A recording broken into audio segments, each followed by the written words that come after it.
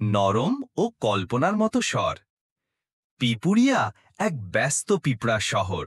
হাজার হাজার পিঁপড়া মাটি খোঁড়ে, খাবার সংগ্রহ করে আর নিরবধি কাজ করে চলে।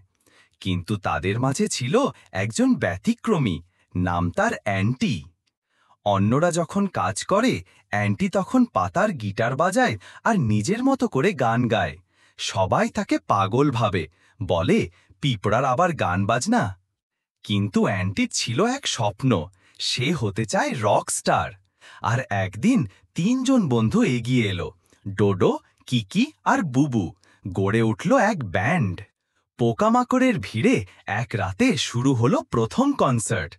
বেজে উঠল পাতার গিটার, ড্রামসের তালে কেঁপে উঠল জঙ্গল। সবাই থেমে শুনতে লাগলো পিঁপড়াদের রক ব্যান্ড। যারা আগে হাসত, এখন তারা হাততালি দেয়। রানী পিঁপড়াও বললেন, এই ব্যান্ড আমাদের গর্ব। অ্যান্টি এখন শুধু রকস্টার না, সে প্রেরণা। কারণ সত্যি তো, স্বপ্ন যদি সত্যি করে তুলতে চাও, তাহলে সাহস করে পথ হাঁটতেই হবে। পিঁপড়ার হলেও অ্যান্টি তা করে দেখিয়েছে।